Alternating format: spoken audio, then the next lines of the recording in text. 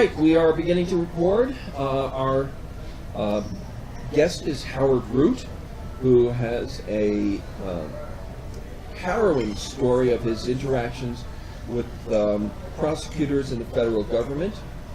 And without further ado, I wish to everybody give Howard a round of applause for two reasons. One, for being with us today, and two, for winning. So, okay, Howard, you're up, and let me get the PowerPoint up and running. Okay. Well, I hope you guys don't have to win like I did, because, it's not a battle that I chose. It's not a battle I'd wish on anyone, but if it's going to hit anyone, it's good when they hit someone who's got the money and the background and the team around them to win, because otherwise the government wins all the time. Now they only win 98% of the time, but if there's not people like me, it'd be 100. So I'll give you the story of my cardiac arrest. If you've got the slides up there now, Ralph? I do. Do you see? Yeah, I have cardiac arrest. The first slide. Okay. So I'll just kind of go through it, and hopefully my audio will stay up here. I might have had microphone problems, but hopefully it stays there. So I'll give you the story of my cardiac arrest, which is really the name of what I went through, and it's also the name of my book. I'll start off by giving you a little review of who I am. If you go to the next slide, it says my background. Do you have that slide up? Yes, now I do. Okay, all right, so I'll just go through it. I was born in 1960 in Minneapolis here, where you see the picture. I thought I was a pretty cute little kid. In the 1970s, my family moved across to the city limits into a first-ring suburb, where I went to high school. Graduated from high school, went to the University of Minnesota, both for college and for law school. And during that time, I have to confess that I did commit a crime, because if you see that picture of me in the 80s, that's what we call in Minnesota felony hockey hair. And the mustache is even worse. But I came out of law school, decided I wanted to be a corporate lawyer, so I took a job at a large law firm here in Minneapolis. Lost your audio. I just saw that. Dorsey and Whitney took that job and had to cut my hair, obviously, to look like a presentable young man. Lost your audio. I did that for 6 years and decided I wanted to work in a company as opposed to for a law firm. And so I took a job at a small medical device company here in Minneapolis called ATS Medical that made mechanical heart valves. And Minneapolis is kind of a medical mecca.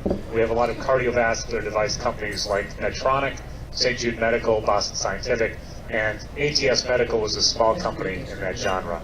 So I did that for 6 years and then decided that I thought I could chase the American dream and start a company on my own.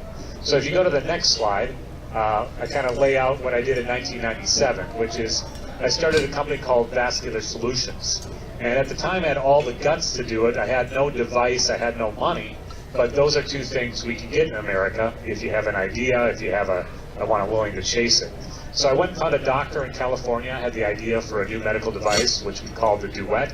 The Duet was used to seal the puncture site in the femoral artery in the groin if you're having a stent implanted in the heart. That idea was a nice idea. It was something we could develop into a product. I licensed it in exchange for a royalty to the doctor. And then I went out to local people and raised $1.5 million at the end of 96, early 1997. And with that $1.5 million and an idea, I was all set to start Vascular Solutions, which I did. From that point in time, we developed the product over the next 3 years to get FDA clearance. That took us a lot more money than $1.5 million, so we raised $24 million from venture capitalists. Then when we got approval from the FDA, we had to launch it through a nationwide sales force. That cost even more money, so we went public, did our IPO at $12 a share, and raised $50 million. Then that first product turned out to be not so good when a competitor launched a better product. So our stock went from $20 down to 70 cents at a low point. The board did not throw me out. I did not quit. So we rebounded. We came up with some new ideas. Stock rebounded in 2003 to $6 a share as we launched 3 new products. We continued to launch about 5 to 10 new products each year thereafter. And in 2011, I had gone through 15 years of building the company, had a company with 350. Lost your audio.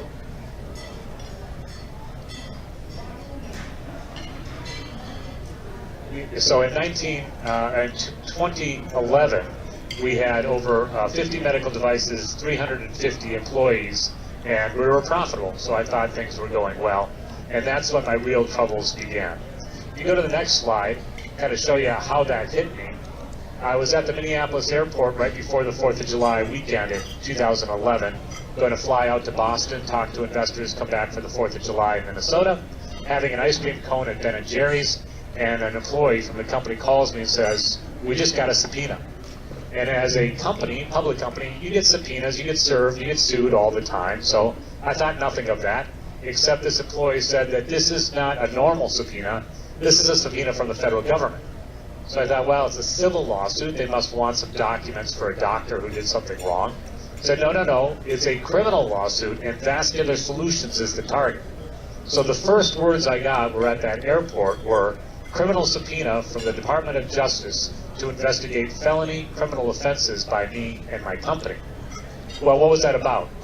I got back from my trip, and I got back into the office. You go to the next slide.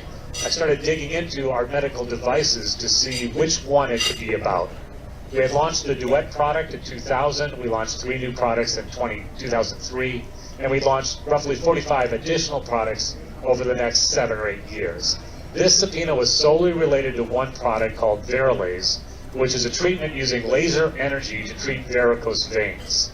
That was just one of our 50 medical devices at that time. Not only that, but it was only about one version of that Veralaze product. If you go to the next slide, it shows that we had 8 different lengths of Veralaze sheaths that are used to access the vein to treat it. This was only related to that 10-centimeter sheath, which we call the short kit. And each one of those lengths has multiple different versions. There's up to 80 versions total of Veralaze, and this subpoena was solely related to one called the short kit, which was the second shortest kit that we used. Now, the reason why we have so many different kits for Veralaze is, if you go to the next slide, we have a lot of different varicose veins in the leg that can be treated. The great saphenous vein is the main one that's treated, that goes all the way down the length of the vein, of the leg, and that usually requires a long sheath. Short saphenous is shorter, that's down in the calf area, requires a shorter sheath. There's one superior, there's one anterior, but this subpoena was solely related to the use of the Veralaze short kit version to treat perforator varicose veins. Now, if you go to the next slide, we had many FDA clearances for this product line. This was not a case where they were alleging that we were selling something without FDA clearance. Our first clearance... Lost the audio. And our first... Lost the audio. Our first clearance came in 2003, and we had received 7 additional clearances over the next 5 years. So 8 clearances total for this Veralaze product line. So we had legal approval. This was a product that we were selling through our sales force, and yet it was subject of a criminal investigation. If you go to the next slide, it tells you why we had so many different approvals from the FDA for the same product. See, the law requires you to get approval for the use of a medical device to treat a specific medical condition, in this case varicose veins. That's a general indication for use. But the FDA wants medical device companies to get specific approval for each specific vein that can be treated. That's a specific indication for use. And it's on this non-binding guidance document, not what the law requires, but what the FDA wants, that requires you or wants you to file a new 510K application with the FDA for every vein you want to talk about. And that's why we had 8 different approvals. But you can't get approval for everything that a doctor can use to treat with a medical device. So you're going to have some things that aren't included in this non-binding guidance. Mind you, you have everything the law requires, but because the FDA wants more, and in medical device land we say yes sir to the FDA as well as anyone, you want to get more and more approvals. So if you go to the next slide, you see what we did when we were telling our sales force how to sell the Veralaze short kit. We want to comply with the FDA rules and the law. And so we never received specific indication approval for treating perforator veins. The doctor could use it to treat any vein. We had the legal requirement approval for anything. But we told the sales force, do not indicate that the short kit is approved to treat perforator veins. The short kit is not specifically approved for treating perforators. And this is what the whole case was about, was whether Our sales reps talked about perforator veins with doctors about a legally approved medical device. If you go to the next slide, it shows you what the perspective is of this device. We sold a grand total of $500,000 worth of the short kit over the 5 years it was on the market. Our other products during that same 5 years, we sold $474 million. So the short kit made up 0.1% of our sales, and 2/3 of our sales reps sold 0 short kits. So this is exactly what we told them to do. Do not promote it. Do not go out there and sell it actively. Doctor can use it for anything they want, but don't promote it for the perforator indication. If you go to the next slide, it tells you what really happened here. What happened, I found out, is that we had 2 rogue sales employees out of 100 sales employees across the U.S. Danny McGiff was our sales rep in Utah, and Kip Fino was his regional manager in the West out in Los Angeles. And they got together as a group twice a year to have a regional sales meeting, just like all of our 8 regions in the United States. This one was held in a Holiday Inn in Burbank, California in April 2008. Now I submit to you, nothing good has ever happened in a Holiday Inn in Burbank, California. And nothing good happened this day. You see, Danny used to work in his father's vein clinic in Utah, and his father used to treat perforator veins using laser energy. So Kip told Danny, get up in front of these 7 other sales reps and talk about treating perforator veins with laser energy. Danny did, and he handed out 2 documents. Treating perforator veins an easier way, and tips for treating perforator veins. And these are the 2 documents that the government attached to that subpoena, asking whether we were promoting a product off-label, not in accordance with what the FDA wanted us to do. Well, if you go to the next slide, there's an obvious question you probably have in your mind. How did the federal prosecutors start this case? How did they find these 2 documents that were distributed to a grand total of 8 sales reps in California without anyone's knowledge from the Home Office? And the reason is they had a whistleblower. Every one of these cases starts with a whistleblower. In this case, a disgruntled sales rep from Phoenix named DeSalle Bowie, who was at that meeting, received those documents, then quit the company and was desperate financially. He was getting divorced, there was allegations of child abuse, he was going through bankruptcy, and he needed to find some money. So he went to a lawyer, and they created a $20 million fable that we were engaged in illegal conduct based on those 2 documents, and sold the U.S. Attorney in San Antonio. Lost your audio.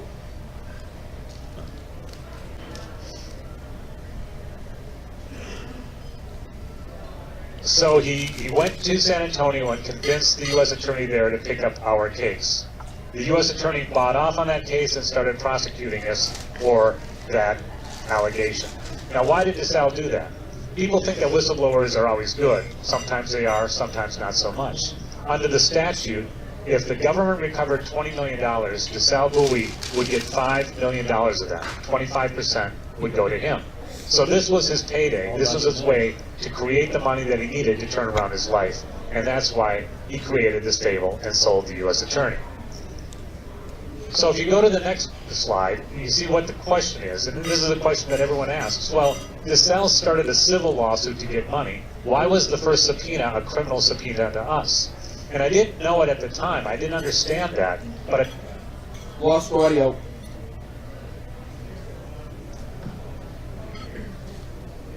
I found out. Lost audio. I'm sorry about this. I'm not sure why this is doing it, but I'll try to struggle through here. Why is it a criminal investigation? Well, there's a memo at the Department of Justice called the Yates Memo, written by our former U.S. Attorney for a short period of time, Attorney General, Sally Yates. And she wrote to the instructions to all the U.S. attorneys across the country that if civil attorneys believe that an individual identified in the course of their corporate investigation should be subject to a criminal inquiry, that matter should promptly be referred to criminal prosecutors. So DeSalle brings a complaint. That goes to the civil branch of the U.S. attorneys in San Antonio. They give it to their criminal prosecutor cohorts. Those people then investigate us, and that's where the subpoena came from. So what did I do? Well, if you go to the next slide, I did exactly what every CEO of a company does. I sent out a litigation hold memo, where I sent to every employee in the company saying, preserve all the documents that concern the use of Verolase products for the treatment of perforator veins. And I sent that to every employee, including Danny McGiff out in Utah. And when Danny got that memo, he knew he had done something wrong, because he had done something against my instructions at that Burbank Holiday Inn to hand out documents regarding perforator veins and Verolase. So Danny did what a lot of people do when they get caught doing something wrong. He panicked, and he destroyed the documents from his computer. We got his computer, we searched for it, we found out that we had destroyed it, and we had our lawyer ask him. And then Danny lied about it 4 times to our lawyer. And the 5th time, he admitted he had done something against instructions, and he had to be terminated. And then we had to turn that over to the U.S. Attorney to tell them that this employee had destroyed 2 documents and his employment had been terminated. And that's where the prosecutors start their investigation. So if you go to the next slide,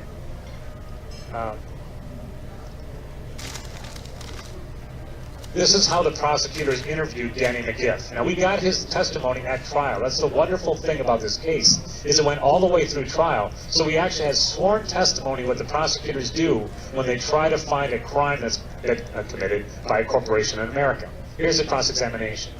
We asked, our lawyer asked him, okay, and the government told you you could sign on the dotted line here, or you could face a potential obstruction of justice charge with a 20-year max. Which means you admit that the company engaged in some criminal conduct for which you'll do no time and have suffered no consequences, or we're going to prosecute you for obstruction of justice for destroying those 2 documents, and you will go to prison for 20 years. Danny's answer, that is correct. Question, all you have to do is testify against the company and against Howard Rood. Those are the choices that were given to you, right? Answer, that was the agreement. Question, yeah, okay. Pretty easy choice, wasn't it, Mr. McGiff? Answer, yes, it was. And with that pressure from prosecutors, Danny McGiff signed a corporate plea bargain that the company had engaged in criminal misconduct so that he would not be prosecuted for obstruction of justice. Now, they took that and went to our other employees. So if you go to the next slide, you see our VP of Marketing, Carrie Powers. She was brought down to San Antonio and questioned by the prosecutors. And this is what they did during that question. The prosecutor, Mr. Paulson, got extremely upset and said that if I did not start cooperating, which means parrot the words he wanted to hear, he would recommend that I would lose my career and would never work in healthcare ever again. That's the kind of threats they can bring, because if you find someone in healthcare has committed some fraud, they can get that employee excluded from working anywhere in healthcare through the Department of Health and Human Services. So this is incredible power that the prosecutors bring to bear. Now the next slide shows you what happens. We lost audio.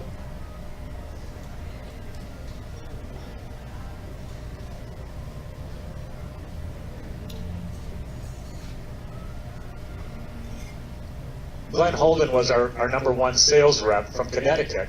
He was dragged down to San Antonio and brought in front of the grand jury. Here's what they asked Glenn. So is the answer to my question a no then? You weren't trying to increase business? His answer, no. I would say I'm trying to help the patient population. That's first and foremost, that's my job.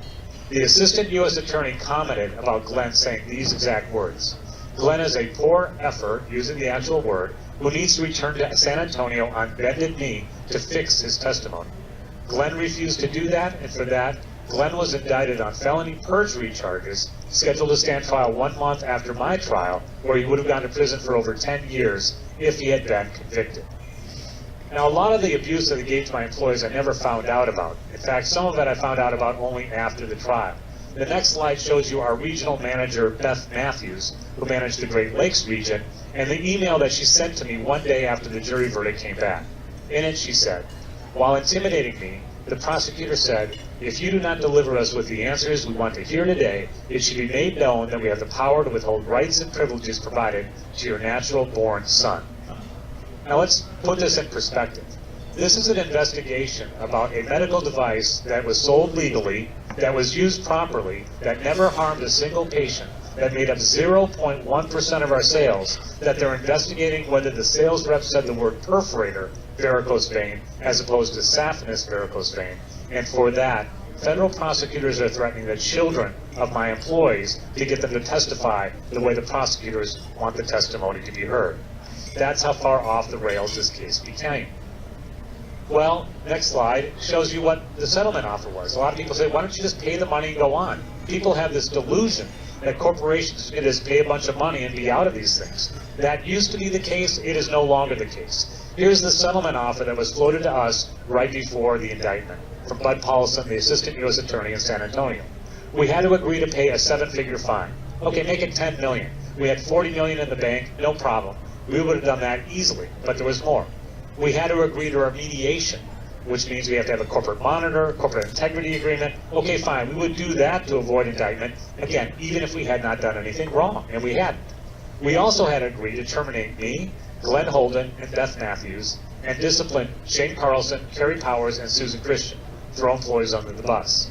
I also had to plead guilty to misdemeanor misbranding, even though I had never sold this device, never talked to a doctor about this device, and never instructed anyone to sell this device for perforator veins. They insisted that I plead guilty. We weren't going to do that. We thought we should appeal. And then they said this: you can go over our heads to our superiors and make justice, but your pleas would fall on deaf ears and would be a total waste of time as the put... Lost audio. Well... Lost audio. Well, we thought we could go to main justice and get someone to intervene. We thought these were two prosecutors who had really gone way beyond their means. We did that. We went to main justice. Our lawyers went in there, had a 1-hour meeting, and thrown out. Main justice would not get involved. They said, deal with San Antonio. I went to my senator, Senator Amy Klobuchar, tried to get her to get involved. She would not get involved at all, claimed that there was some rule that she could not get involved, when in actuality there is no rule, and they just did not want to get involved.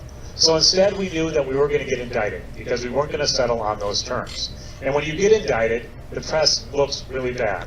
The next slide shows you the newspaper article here in Minneapolis the day of my indictment.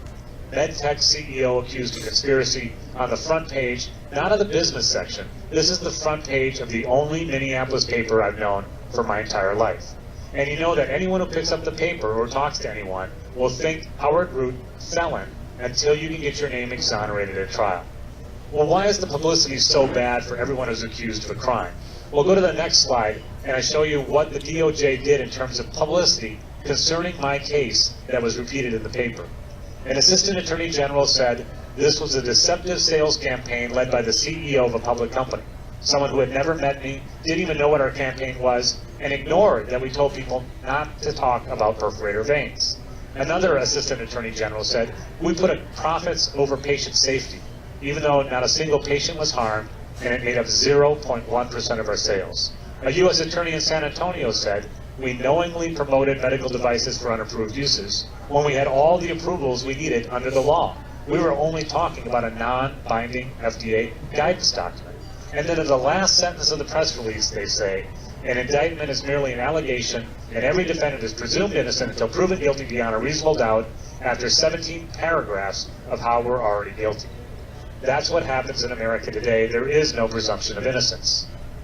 Well, go to the next slide. You've got to weather that for 15 months. And we kept the company together for 15 months. I continued to run a public company as an indicted CEO for 15 months. We kept the employees together, we kept the shareholders together, we kept the board together, and 15 months later I wind up down in San Antonio, Texas in a courtroom, ready to spend 2 months on a trial to see if I could stay out of prison. And the opening statement, you see Bud Paulson get up there. He's been leading this case since virtually the beginning. He's the guy who wants to put me behind bars. So you're ready to hear the worst things he can say about you, and he starts this way. The defendants sold a medical device that they knew, based on their own testing, could cause deep vein thrombosis. And we want to be very clear about something. We have no evidence, and will show you no evidence, that anybody died from using this device. I almost laughed when I heard that. I mean, that's not very bad. That's actually really, really good. I thought, this guy has to have more. In actuality, he had nothing else. Go to the next slide. They only had one physician that actually came to testify on their behalf. We lost audio.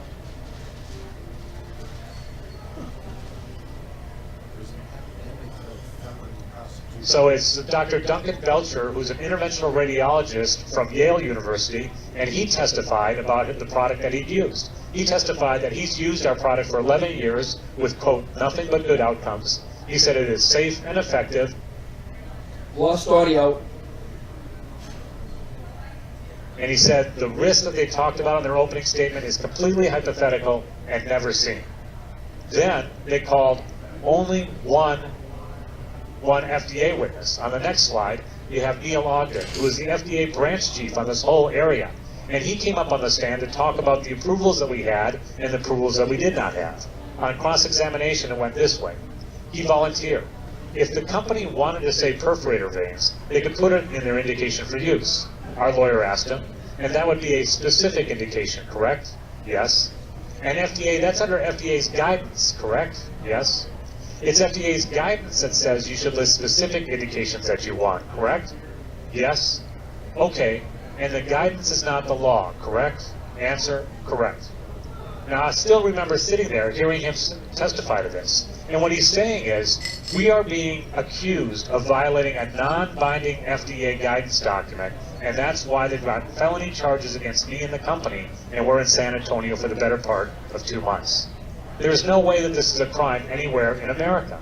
So the question is, how did they get it? Lost audio. So how did they get it so wrong? And actually, the beautiful thing is they put the investigator on the stand as the last witness in my case. So if you go to the next slide, which is how did the government get it so wrong, you see George Scavdis, who was the FDA special agent who investigated me for these crimes. Now, as a special agent, he carries a gun, because guys like us running medical... Lost audio. He carries a gun because guys like us are so...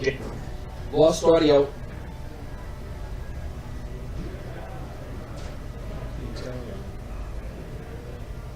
Okay, so George Scavdis carrying a gun is the guy that they put on the stand to testify about what they really asked the witnesses and how they came about this case. And we asked him, we said, you didn't think it was important to put in front of the witness the words of what the FDA has actually cleared and walk through their understanding? His answer is, when I'm interviewing these people, I'm not there to make the defense's arguments. We asked him, Agent Scavdis, you're a federal law enforcement officer, isn't that right? I am. Your job is to find the truth and the whole truth, is it not? He answered, I'm a fact finder. Now, to me, there's a big difference between the truth and the facts. And a law enforcement officer is supposed to be about truth, not about facts. The truth is absolute. The truth is what you need to find, and you check your assumptions. The facts, the only question when you're looking for facts is what facts you want to find. So we asked him that on the next slide. We asked him, what facts did you try to... Lost audio. He answered, that's one of the first things that we look for in my squad, is we're a small squad, and the cases that we want to invest our time and resources in are cases in which the conduct is top-down and wide-ranging. So I realized he wasn't looking for a crime, he was looking to find a criminal. He wanted to find a CEO in charge of a nationwide sales force that he could accuse of this off-label promotion so he could get a scalp. That's not the way justice is supposed to be done, but that is the way justice is done in the Department of Justice. We asked him the opposite question. We asked him what facts he ignored. Lost audio. We asked him, another thing you did not write down was that the prosecutor, Mr. Finley, actually read excerpts of grand jury testimony from other witnesses to Ms. Matthews. His answer, that's correct. Now, your understanding is that these grand jury transcripts are supposed to be secret. Isn't that right? Answer, that's correct. And then you talked about recommending to Vascular Solutions that she be fired, right? If she didn't fix her testimony. Answer, that's correct. Now that is felony obstruction of justice. A prosecutor cannot read... Lost audio.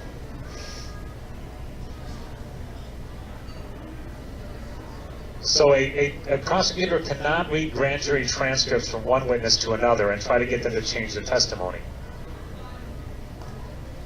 Lost audio. George Scavdis tried to get the people to change their testimony by reading secret grand jury transcripts. Not only did he not investigate that crime, he ignored it completely and did not even write it down because it wasn't the facts he wanted to find. If you go to the next slide, you see the conclusion of the prosecutors calling their witnesses. This is the actual transcript from the court.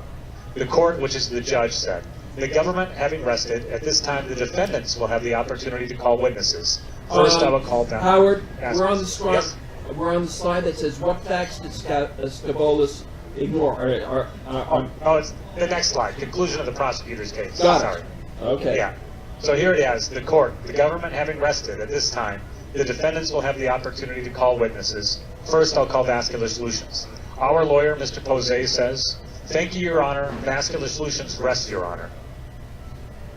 Lost audio. My lawyer said, Lost audio. my lawyer, Mr. Lundquist, says, as does Mr. Rood, thank you. The court, all right, a nice surprise. Juror, wow. Now, I've read a lot of transcripts in my legal career. I've never read a juror being peered in a transcript. Obviously, he said it loud enough so the reporter picked it up. And I was hoping it was so that we could all get out of there rather than we could more quickly send me to prison. The next slide shows you the verdict. And the verdict came back after a short deliberation, not guilty on all counts. Not only that, but we interviewed the jurors after the trial when we found them outside the courtroom. And in addition to that, on the next slide, you get one of the emails I received from one of the jurors just 1 hour after the verdict. In it, the juror said this: "I turned 52 years old yesterday, and in all my life I've never feared the government. As a law-abiding, tax-committing citizen, one should not have to fear our federal government. Unfortunately, I will never feel that way again. What the federal government did to you, your company, and your employees is nothing short of criminal." Now keep in mind, prosecutors, as you probably know, pick the charges, pick the court, pick the witnesses, pick the timing, pick everything. They don't have to bring a case unless they want to. And even though we did not call a single witness to testify in our defense, the jurors wanted to let me go free and wanted the prosecutors to go to prison. That's how messed up this case was. The next slide shows you my reaction. And after getting out of San Antonio and back to Minneapolis, I had some strong thoughts. I put it in a press release. And I put it out there where I said, "The company and I are vindicated by today's verdict, but outraged by the obscene legal process we were forced to endure. It should now be obvious that Glenn Holden's indictment was merely a malicious retribution by misguided prosecutors, because he was scheduled to stand trial 1 month afterwards. Fortunately, the prosecutors wised up and actually dismissed the charges against Glenn Holden after we won our court trial." And then I concluded with the best sentence I've ever written in any press release in my life. I said, "After his indictment is dismissed, if the U.S. Attorney in San Antonio still wants to prosecute someone for obstruction of justice in my case, in my opinion, he wouldn't even have to leave his own office to find the most suitable person to indict." Now, the prosecutors did not like that, but I still like that sentence. So let's kind of put this in perspective, and I'll open it up to questions. The next slide talks about the punishment that a defendant gets. And there's really two types of punishment in America today. The first one is punishment by the process. We had to hire 121 lawyers at 14 law firms to defend ourselves. Why so many lawyers? Well, they brought over 50 employees, former employees, customers, board of directors, officers in to be interviewed by the prosecutors, and each one needed a separate lawyer to represent themselves. That means we spent $25 million in legal expenses over 5 years, and at the conclusion of the trial, there's no way to get that money back. There's a statute that you can recover money. Lost audio. There is a provision that you can recover expenses if it's a malicious prosecution. Lost audio. All prosecutions are malicious. But it doesn't apply to a prosecution if the corporation has net worth over $6 million, which is the only ones who can fight a malicious prosecution. If I had been convicted, though, the judge would have taken over. And the judge in this case was Royce Lambreth from D.C., who spends his winters down in San Antonio. He is a very strict judge. He's a Reagan appointee, a conservative judge, but he also gives out the harshest penalties in the federal system. If I had been convicted of the most logical crime, I would have been sentenced to over 36 months in federal penitentiary. I'd be in prison today instead of here with you. If the company had been convicted of any crime, it would have been excluded from selling any medical device to any hospital in America. That means we would have been shut down, our products sold off in a garage sale, and Vascular Solutions would cease to exist. Well, looking at that, the question is, how often do people get convicted? And so on the next slide is a question I asked a former prosecutor. how many acquittals has Judge Lamberth had in the last 10 years? And his answer, if you click, it'll come up with the answer, the number answer, the next slide. 0. There was zero innocent verdicts in Judge Lamberth's courtroom in 10 years. I was the first one to walk in, accused, and walk out innocent of all charges. Well, go to the next slide. This is not a lightning strike. As unusual as this case sounds, this is going on all the time in America. A smaller medical device company than mine had its CEO arrested in a pre-dawn raid, left on his front lawn for 30 minutes for all of his neighbors to see, handcuffed, brought down, indicted, brought to trial, and convicted of a strict liability crime, which means only because he was the CEO did he get convicted. He did not do anything. He did not know anything. It was just merely because of his position. Another CEO of a drug company was indicted and found not guilty, but only after suffering through an 8-week trial in Boston. 50% of public medical device companies in America have at least one investigation. It applies to doctors as well. They went after a doctor I know pretty well, and he was forced to plead guilty to a felony over a mistake on his expense report because they wanted to put a doctor behind bars. An attorney general has said, a prosecutor stands a fair chance of finding at least a technical violation of some act on the part of almost anyone. That was Attorney General Robert H. Jackson in 1940. Today, without a doubt, everyone in America commits at least one crime every single year. And the only question is, will the prosecutor come after you? Yep. 3 felonies a day. 3 felonies a day, Harvey Silverglate. That's a very nice book. Well, if you doubt that at all, go to the next slide, and I'll give you the jury instructions that would have put me behind bars if the jury had answered yes to this. This is what they told the jury at the end of the case. It said, the United States is not required to prove that defendant Rood knew about or intended to commit the misbranding violations. This is a strict liability crime. Knowledge is not required. Instead, the jury must find beyond a reasonable doubt that by reason of his position in the corporation, he had the responsibility. Lost audio. He had Lost audio. the responsibility and authority either to prevent or promptly correct the violation, and that he failed to do so. So the question is, do I have the responsibility as the CEO to prevent and promptly correct a violation of my corporation? I'd say absolutely yes, in every situation. So the only question is did a salesperson say the wrong word? If they did, I'm guilty of that crime, and if I'm guilty of that crime, I'm going to prison. That's a strict liability in crime, and that's why every CEO in America is a criminal every single day.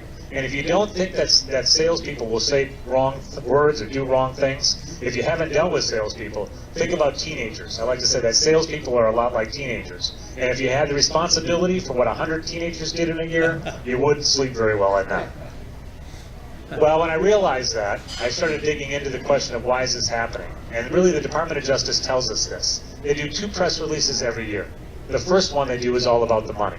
They did a press release at the end of 2016 where they said that they received $4.7 billion in false claim settlements in that year alone.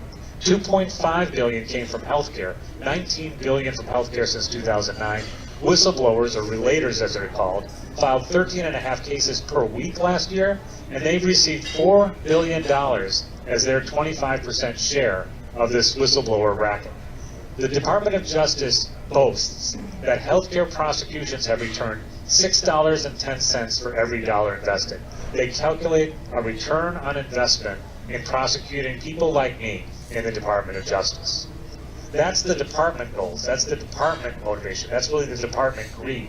If you go to the next slide, it talks about what happens on an individual basis. Because the individual prosecutor in the Department of Justice does not get rewarded financially for winning a case. But Lost audio.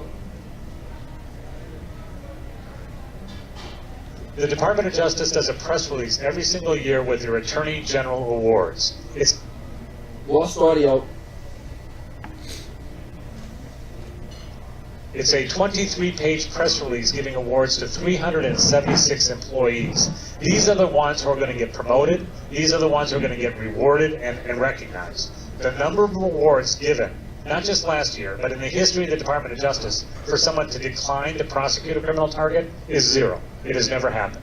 And if you only reward one way, and you give incentives only one way, that's the direction you're going to get. So it should be called the Department of Prosecution, not the Department of Justice.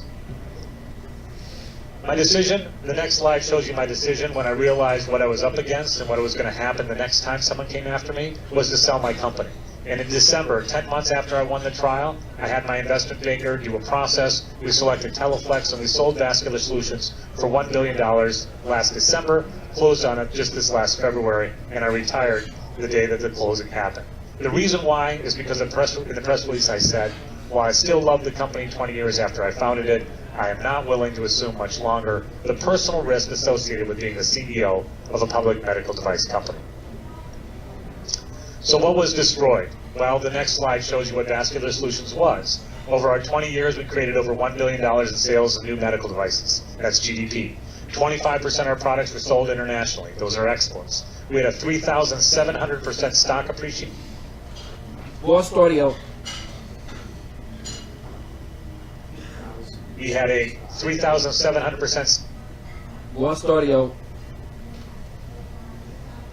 3,700% stock appreciation, which gives taxes to the federal government, and we created over 650 U.S. jobs without a single dime of government grant. That's the economic part. But the reason I started the company wasn't Lost audio. purely. Lost audio.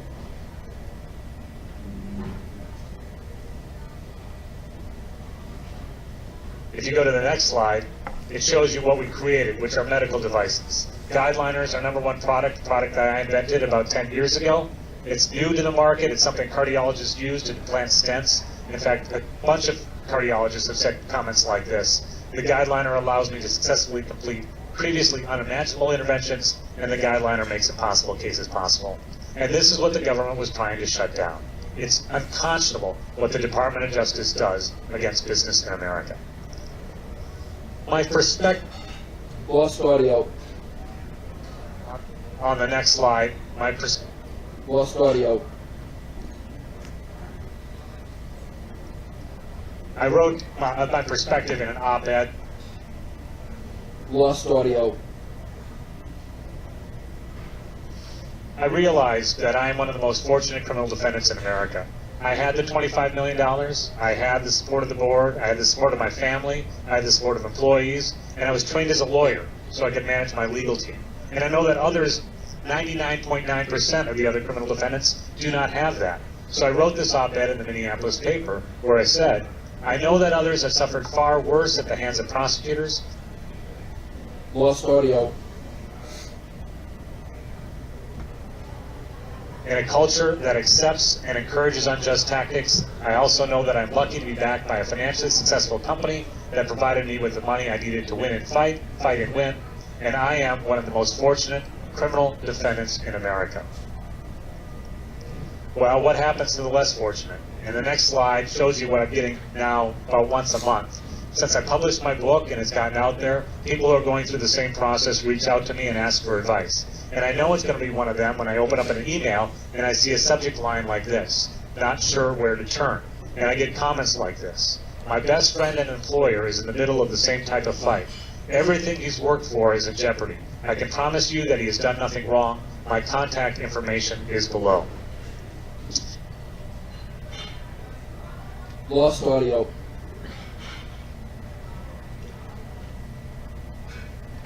When I get these calls and I call them, Lost audio.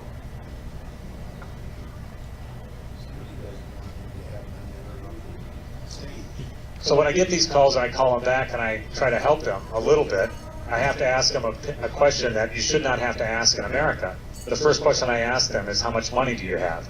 And if they have less than $1 million, I tell them, plead guilty, take the sentence, it's only going to get worse for you, and you cannot beat the federal government. Lost audio.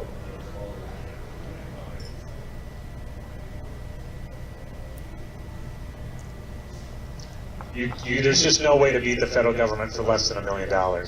So with that, I really think we need to change the system.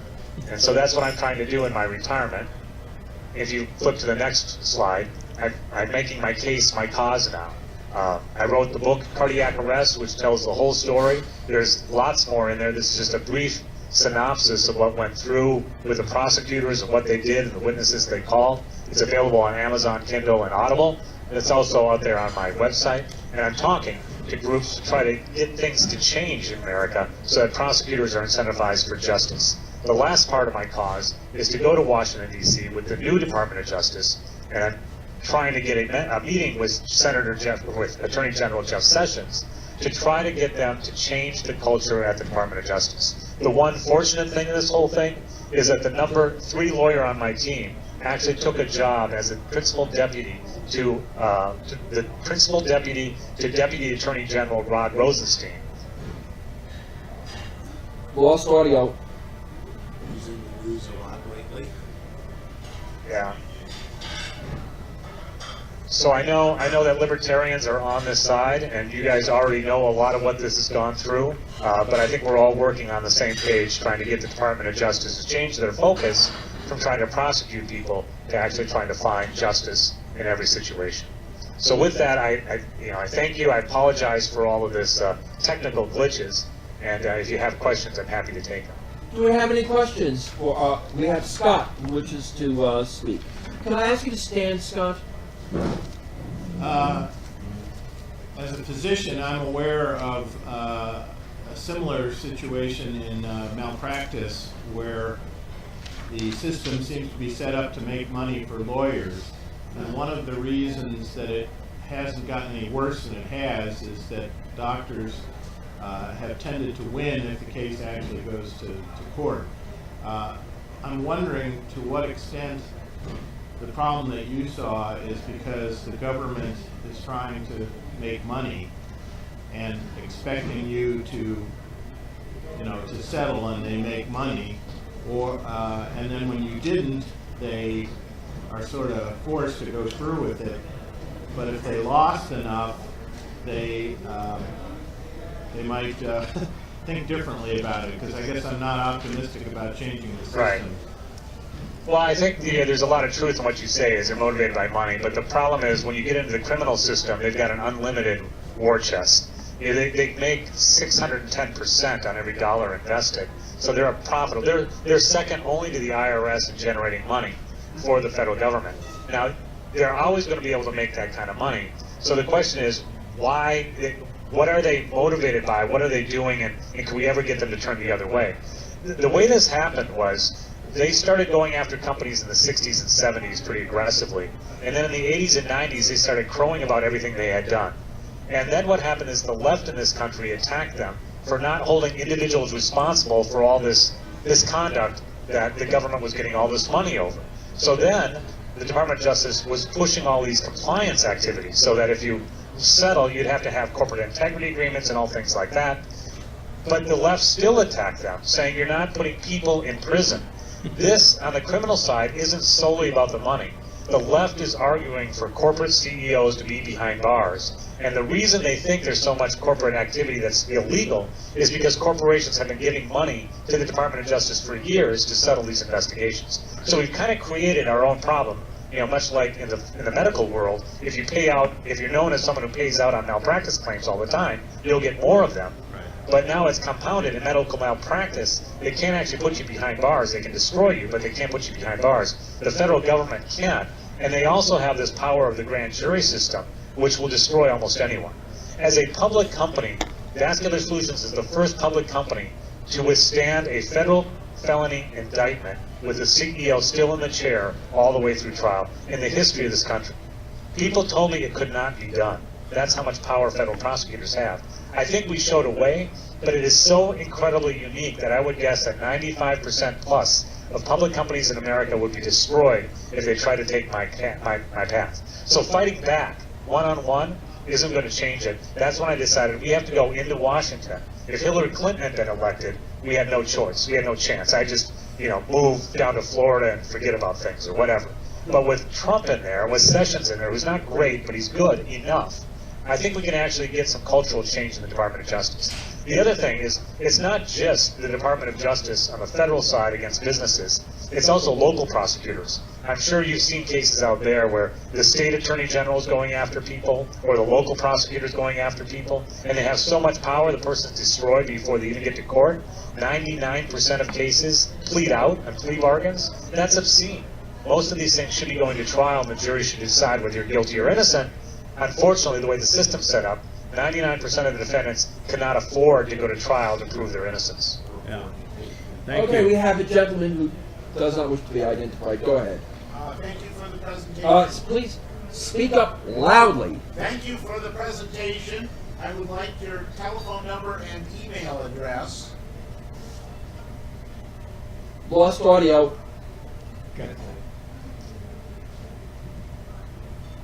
Sure, yeah, Ralph's got my email. Just send me an email. That's the best way to contact me. Okay. Roothoward@gmail.com.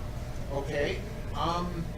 Larry Klayman brought many cases against the Clinton administration under Royce Lambert.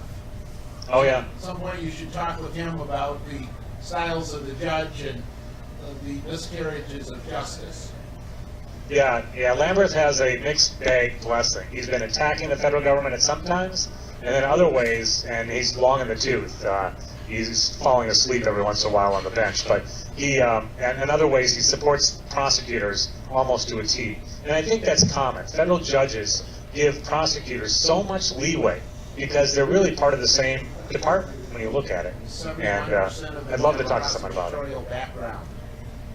71% of judges have a prosecutorial background. Right. Yeah. One final And question. I'd love, what's the percentage that have a defense attorney background? It's not that 29% are defense attorneys. No. Probably less than 10% are defense attorneys coming into the federal bench. Yes. Yeah, the others are professors or whatever. Blood stents were very popular, and then blood stents were warned against out of Stanford, etc. What is the current opinion of when you need a stent? Well, coronary stents, there's drug-eluting stents. There's coronary stents, drug-eluting stents. Stents were overutilized for a number of years. Lost audio. So coronary stents Lost audio. Coronary stents were overutilized for a number of years because of reimbursement. Physicians were paid generously for putting in stents. That was really pushed back against and corrected substantially about 5 years ago when there's a big backlash against coronary stents. And actually, in my view, it got to the point where fewer coronary stents were being used than should have been. There's a breakdown between drug-eluting and bare metal.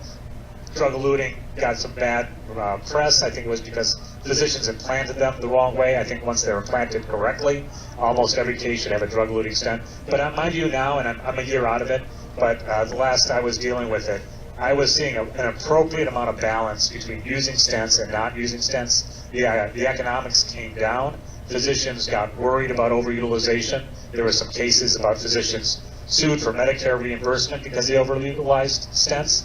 And so now I think it's a pretty good balance.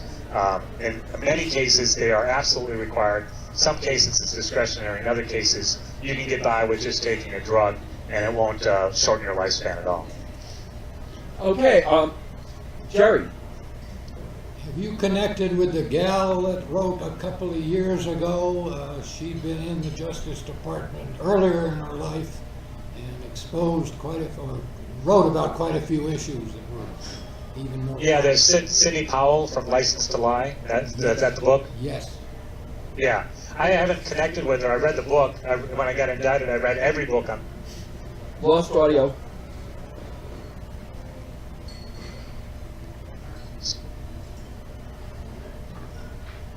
Lost audio.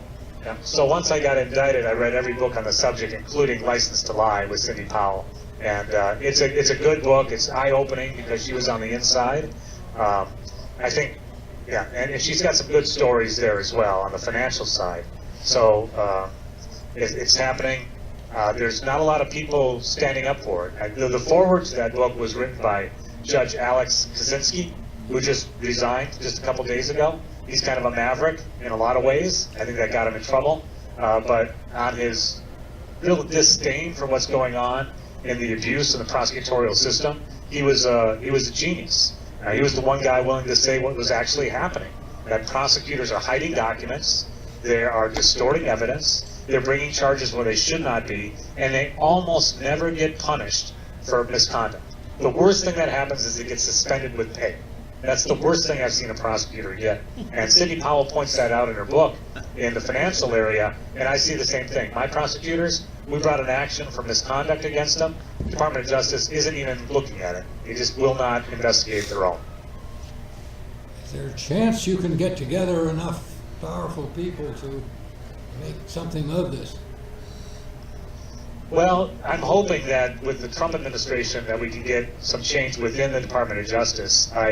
In the last year, I've been talking to a lot of organizations. The Chamber of Commerce raises a lot of money on this cause about criminalization, but it's also the one issue that the Chamber of Commerce does not want to get out in front of, because they are afraid of pointing the finger at the Department of Justice. Even the Senate Judiciary Committee, the senators on that committee, are afraid of pointing too hard at the Department of Justice because they could be the next target.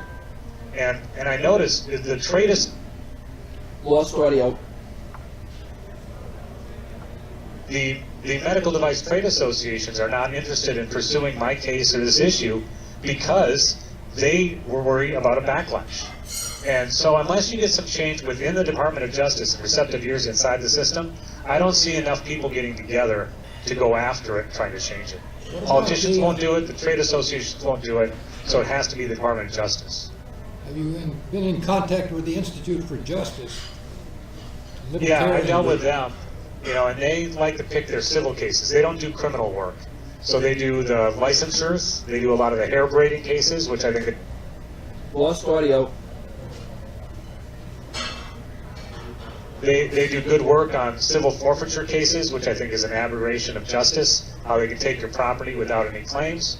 They do great work on licensures, but they really don't get into the criminal side of things. So there's the Federalist Society, which is advocated in this area. There is the Cato Institute, which is libertarian in nature. They're in this area. There's a couple of foundations, but no one who's really got enough critical mass to change it from the outside, in my view. I'd love to see more people in this area. We have a gentleman who's off screen who wishes to speak loudly. You obviously have libertarian leanings and have lived a libertarian life. How active have you been in the party, or how broadly is your interest in libertarianism? Well, I'm a Republican. I like the libertarian ideals up to a point. I'm not a purebred libertarian. I don't know if there is any purebred libertarian. And I like to be involved in the political system a bit. But as a public company CEO, I stayed completely out of anything political, because if you take one issue and get it publicized, they can take down your whole company. Now in my 1 year of retirement, I'm dealing with the Minnesota Republican Party here, with what you can imagine as being frustration. I'm not a candidate, I'm an advocate, and I'm working with a couple of candidates. We've got our wonderful Senator Al Franken, who's now going to be gone as of January 2nd. Hooray for that. We got Senator Amy Klobuchar, who I worked with at the law firm for 5 years, so I've known her for 30 years. I hope she follows Al out the door. But we're trying to get better Republican candidates, more conservative Republican candidates, to kind of take those seats. We also have a governor up for re-election, and Minnesota is kind of like Colorado. It's been traditionally a blue state, but it's getting pretty purple right now. There's an opportunity to take some Republican seats here in Minnesota, just like in Colorado. Are you saying that, Minnesota seems to be leaning Democratic. Are you saying that Minnesota seems to be converting to the Republican? Yeah, Minnesota was hardcore. Lost audio. Yeah, we were. Lost audio. We were pretty hardcore Democratic, with Hubert Humphrey and Walter Mondale being the two big names. And then in 1978, we had a Republican sweep, both Senate seats and the governor position. Then it's gradually ebbed back toward Democrat, to where with Mondale being the senior statesman. But in the last couple of years, the Republican Party has had a resurgence. Trump lost Minnesota by 1 percentage point. And Lost audio. if Trump had done one more rally in Minnesota, the speculation is he would have taken the state. Now that's against Hillary Clinton, so it's always dependent on who your opponent is. But there is a chance for Minnesota to have at least a split party. I don't think we're going to get all Republican, but certainly there's a chance of Republican in the governor position and maybe one of the 2 Senate seats. Tim Pawlenty is a former governor here. I think he's going to run for something. He's not exactly as conservative as I'd want him to, Lost audio. but at least Pawlenty's not a liberal like Franken or Klobuchar. So Minnesota is just like Wisconsin in a lot of ways, except we don't have Scott Walker. I think that's the big difference. Jerry. If there were no regulations, no regulators, would the court, Please move the microphone closer to you, Mike. Jerry. Thank you. there were no Yeah. regulations or regulators, would the court system solve most of these issues correctly? I didn't quite catch that on the regulators. If we had no regulators or regulations, would the court system supply what we do need? Yeah, if we had no regulations, yeah, this, and you guys know it as well as I do, this idea that regulations are the same as the law, where that Lost audio. the idea that the FDA can pass a regulation and they can combine that with conspiracy and they can prosecute you for a criminal violation is obscene.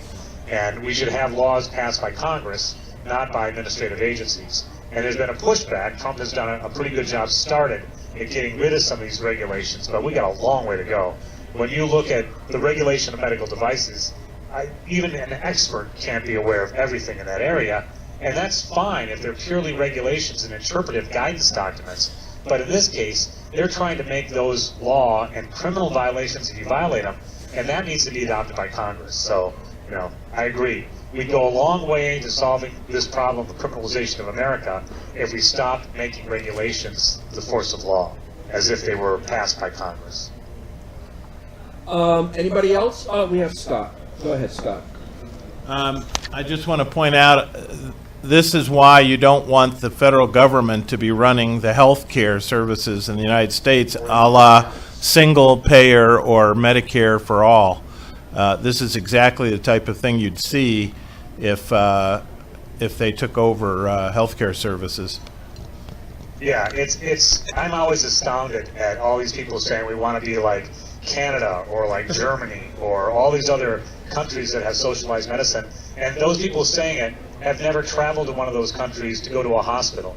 I mean, my basically standing order when I was international. Lost audio.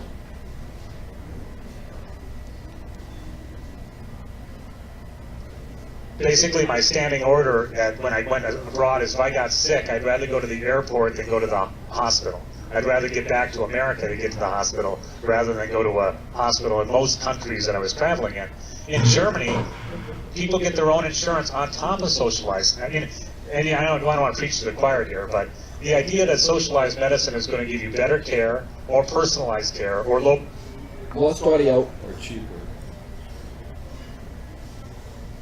Yeah, the idea that it's going to make it better, more personal, and cheaper is proven wrong by every country it's been tried in, but the people advocating it, like Bernie Sanders, probably has never been in a hospital outside of the United States. My neighbor moved down from Winnipeg to Minneapolis, and I asked him why. He said 2 reasons. Well, 3 reasons. One is better weather, lower taxes, and better health care. Well, better weather, you could go someplace south of Minnesota. Lower taxes, you could get out of here, too. But better health care, definitely. Lost audio. So, okay. Do we? I have a request, Howard. I need Sure. to stop the recording and start it again in about 30 seconds. Do you mind? Okay. No, that's fine.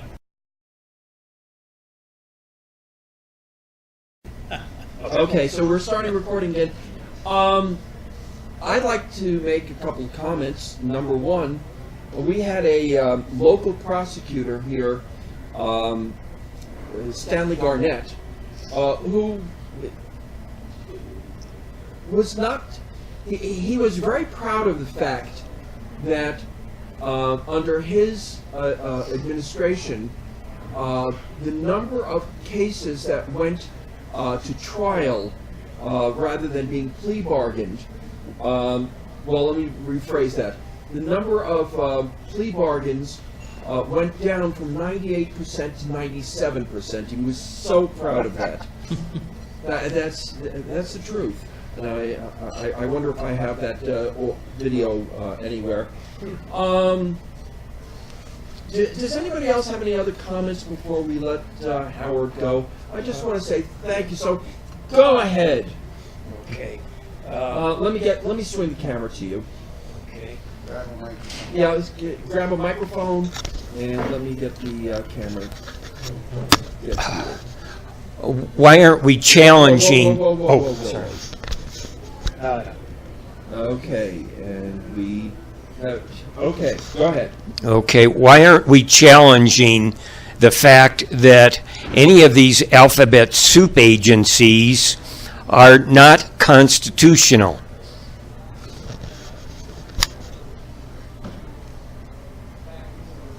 Howard, we lost audio again. That's a great question. My view is they're constitutional. Lost audio. My view is they Lost audio. it's getting worse. So I think they're constitutional if they stuck within the bounds of being an administrative agency in the federal system. But it's when they get beyond that and are imposing these regulations and then trying to enforce it and have police power, and then they add that they're always have their own special agents doing the enforcement, that it goes beyond it. So the question is, why don't people challenge that? And the answer is, who's going to challenge the feds? You're not going to pick the fight unless they come after you. Once they come after you, well, then you got to defend yourself rather than try to take them down. So I applaud the organizations that do this. There's the Mountain States Legal Foundation is out there in the Denver area. Those guys I've met, and they're outstanding, trying to do kind of push back against the Department of Interior. Obviously, the Cato Institute of Justice, there are other ones, but it's a big task. I don't know how you get an organization to take on the power of the federal government. Anybody else before we let Howard go? And I want to say thank you so much, Howard, for giving us your time. Thanks, Oh, yes, and the gentleman who does not wish to be identified has handed you the highest compliment when he said, and thank you for winning. Yeah. And we lost your audio again. Yeah, thanks for that. Yeah, that's the most important thing. But yeah, I apologize for my microphone issues. Ralph and I thought we had this worked out, but for some reason it's slipped back to the norm. But struggled through, and thanks for listening through all these technical issues. Well, Yeah. yes, thank you so very, very much, Howard. And congratulations on winning. And I wish there was something more that we can do. We've had several people in our little group here who've been the target of prosecutions, some of them federal, some of them state constitutional and federal constitutional. It's a mess, and you've offered us some inspiration. Thank you so very, very much. Thanks, Ralph. Thanks. Okay, and good with luck that, to anyone who goes through it. and with that, I'm going to stop the recording. Okay.